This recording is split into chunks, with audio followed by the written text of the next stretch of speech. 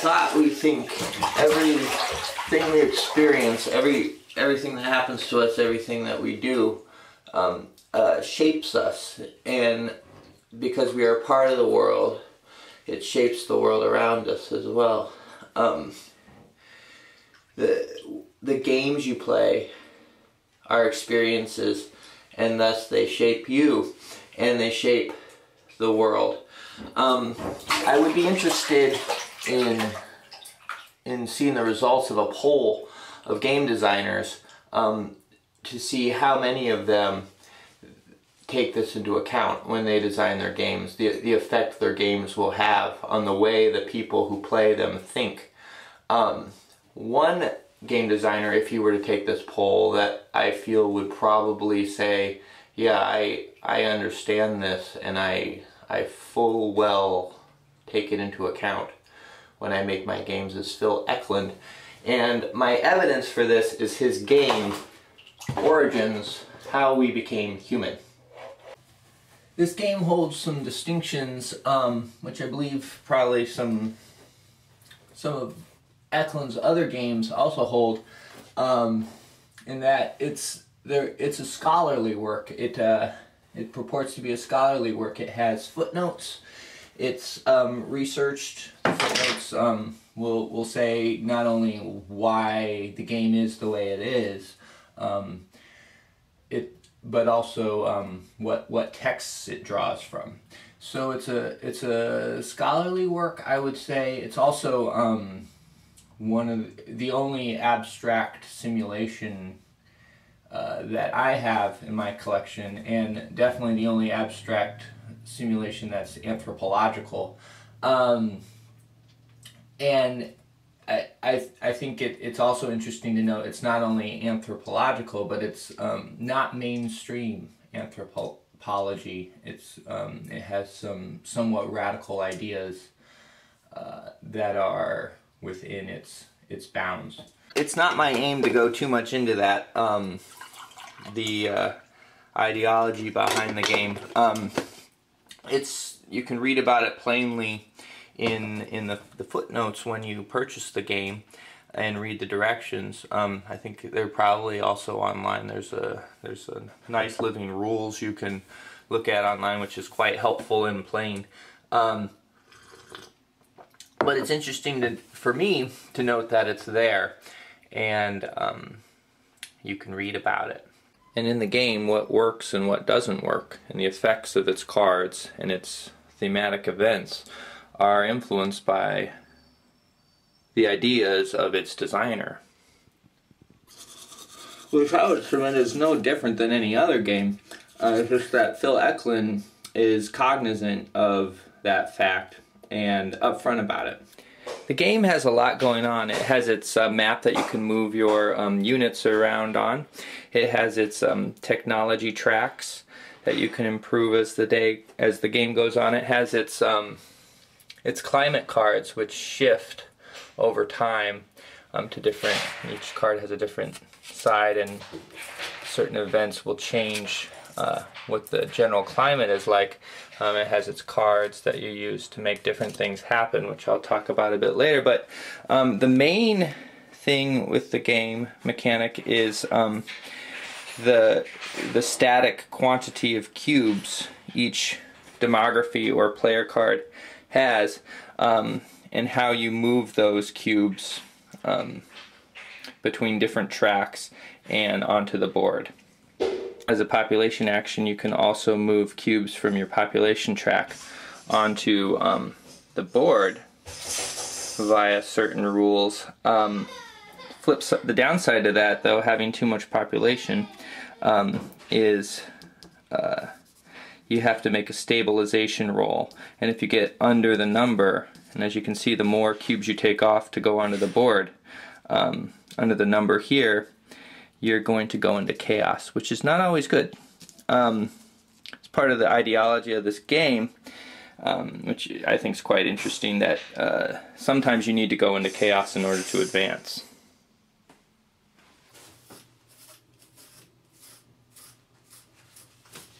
I'm sure you noticed in our Wayward overview of some of the mechanics of the game, The most, I think, striking visual feature of the game, this is the brain map card, and it was one of the reasons I picked it up, was seeing an image of this. I said, yes, I want a game that has a map of the brain that you can interact with. Like the innovation track and the population track, it acts like the cubes placed on this card act like something of a door. When a cube is on a particular part of the brain, that part of the brain isn't active, and so during the first age, which is actually kind of a small part of the game where you actually use this card, certain actions are closed to you depending on what parts of your brain are sealed off. Speaking of the brain map card, leads me to something that's maybe not terribly clear at first about the game, and that is the scale.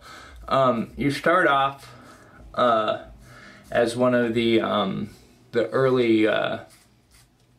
early stages of human, and you're that stage during the first age. So you could be the Hobbit or the Homo erectus, or which might actually be the Hobbit. I don't have them all straight in my head, but Cro-Magnon, Neanderthal, all of that. But then as soon as you've cleared off your brain of all the blockages, you go on to age 2, and then you're something else. You're a language group, I believe, and then later on you're an ideology as you move through the ages. So after you're done with age 1, which is probably the shortest age in the game depending on how it goes, you are no longer you're a Homo sapien, and you're a Homo sapien for the rest of the game, and you're not necessarily a Homo sapien descended from your particular group. So that's maybe not clear at first. Also, the time scale. I think the turns in age 1 are, each turn represents 1,000 years.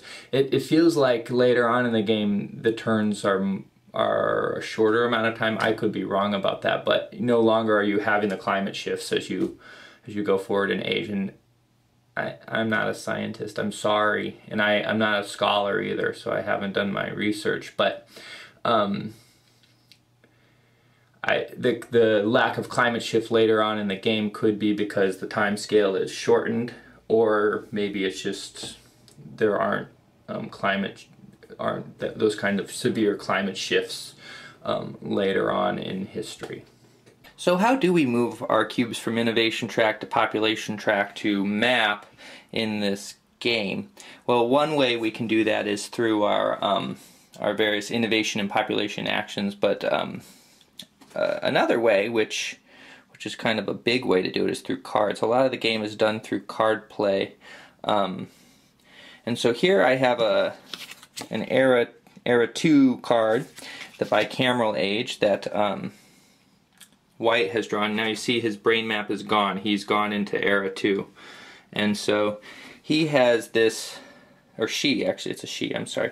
She has this card, and this is kind of the standard card. Most cards are divided into 2 like this. The right hand side is the female side, and it has kind of female values of the culture, and then the left hand side is the male side. So what this card says, I'll kind of break down what it does.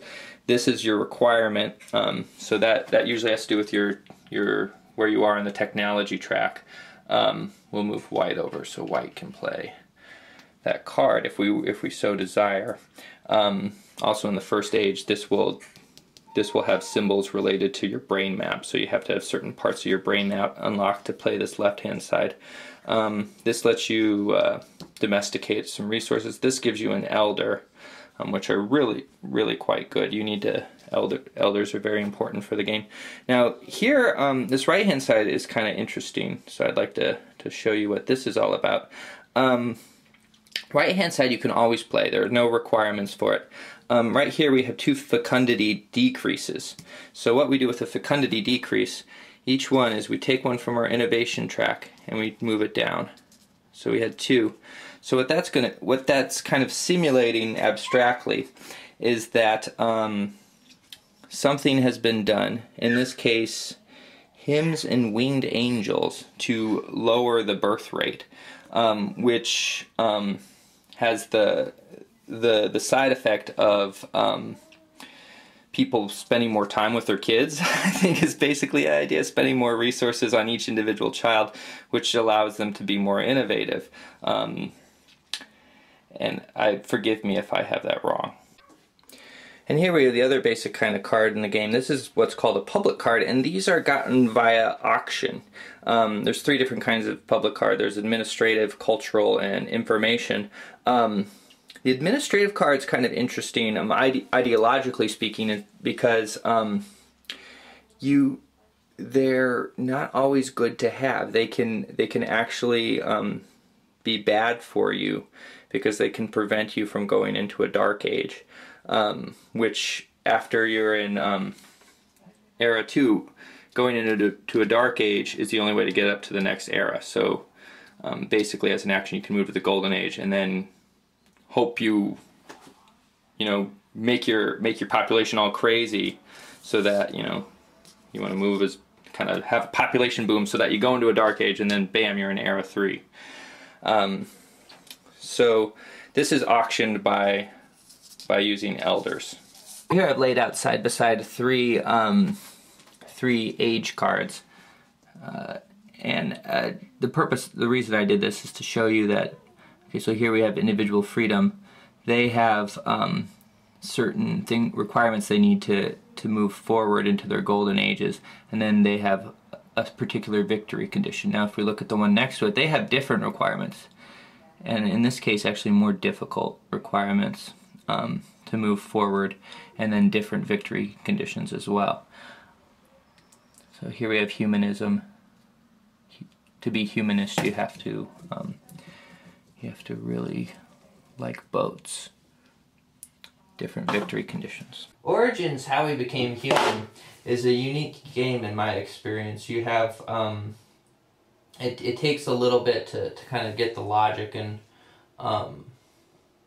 all the exceptions kind of synthesized in order to play it, but I found it a worthwhile experience to do so, and I look forward to playing it again. There's a lot of different elements going on, and I feel like there's a lot of possibilities for exploration within the system.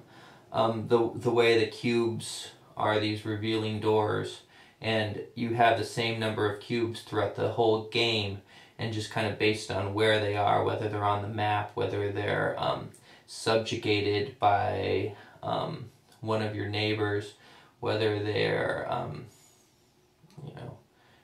whether they've inhibited your population or your innovation or whatnot. It's really fun to kind of try and juggle it around.